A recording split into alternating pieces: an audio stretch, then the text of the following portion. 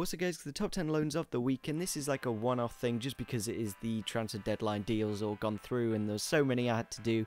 I thought I'd do it in 2 videos just to make it a bit better for you guys. So if you missed that earlier video, go check it out in the description. It should be on the top links. Let's get into the number 10, and that is Lewis Holtby, a player I really do like to watch and hopefully does well at Hamburg. There's the likes of Van der Vaart and many other very experienced players, so hopefully he learns from them. Comes back to Tottenham at the end of the season and really is a good player. I've downgraded him by 1 because he didn't really get that many games last year, and when he was at Fulham, Fulham weren't exactly the best team in the world to be loaned to because he just didn't really get that much game time and that team was pretty broken. So hopefully he does a lot better at Hamburg and gets some games under his belt.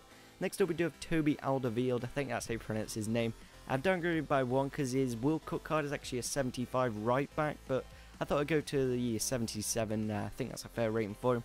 Upgraded his pace by far because of the World Cup he was actually quite fast, so 62 pace isn't very justified, so I thought I'd do that up as well as dribbling, as he can play right back, and shot by 2 because he has got quite good heading, and obviously they put the heading into shot now, and generally it's quite a good card.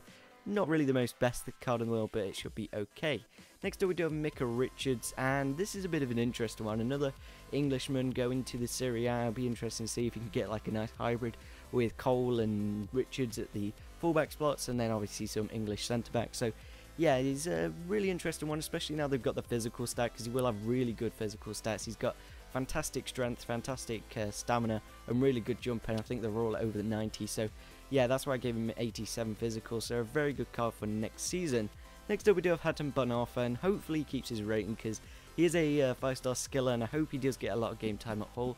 When he does play in the right team, he can play absolutely fantastically. Like a couple of seasons ago for Newcastle, he bagged a couple of informs and did really well that year, but since then he hasn't really got the game time. I think it's since Alan Pardew came in, he just didn't really enjoy Bonafa's play style, and hopefully at Hull he does a lot better, and downgraded for some of his stats just because he didn't really get that much game time last year. Next up we do have Gaston Ramirez, and another one that just is a kind of good player, but he just didn't really get the game time last year. Hopefully he gets it at Hull as well, and obviously he is an international for Uruguay, so that's why I downgraded him by 1, just because he didn't really get that much game time. And still a decent card, obviously decent rounded stats, of course, okay physical stat, and good shooting, good pace, and good dribbling. Next up we do have Fernando Torres, and I'm really glad he's left Chelsea because he just wasn't really going to work there at any point. So hopefully in the Serie A he does a lot better, and he's still an okay card. I've downgraded him to an 80, and it'll be good for hybrids, of course, with like Loriente and him up front, that kind of thing. So yeah, it'll be interesting to see how he does at AC Milan. Hopefully he does very well. I think Van Ginkel's gone there and well. Unfortunately we couldn't get him into this video just because he is 76 rated and the lowest was 78. So hopefully he does well at AC Milan and gets a few goals. Next up we do have Javier Hernandez, and I think this is kind of a part of the Falcao deal. Like Real Madrid knew they weren't getting Falcao, so they just went back and got Hernandez. Maybe even Danny Welbeck could have gone to Real Madrid if it was a different way. So yeah, Hernandez, I've upgraded his shot by 3 just because he has got 77 heading as well as 76 shots, sorry. So yeah, I made it 79 just so that's all nice. So he'll be a pretty good card. He's got quite good physical stat as well, but generally I kept him the same because he's quite consistent. Next up we do have Alex Song, and I've downgraded him by 3 to an 80. I'd actually did this prediction about a couple of weeks back with the Barcelona FIFA 15 player prediction, so I basically got that and just changed the heading to a physical stat, and he's actually got quite good physical and defending stats, and he'll be an okay CDM. Of course, he's kind of a replacement for Diame, who did go to Hull. I think he went for about 3.5 million. It'll be interesting to see how well Hull do and how well West Ham do, because they've made quite a few signings.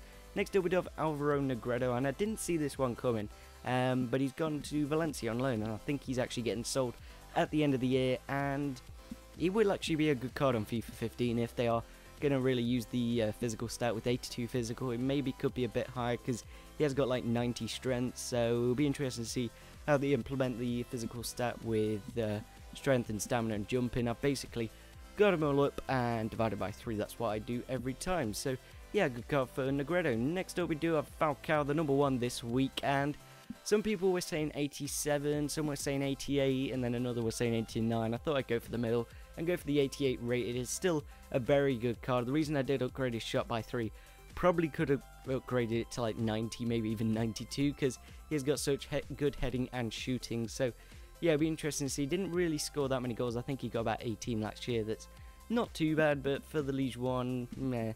But yeah, he's still a good card. Downgraded everything else quite a bit, by 1 or 2.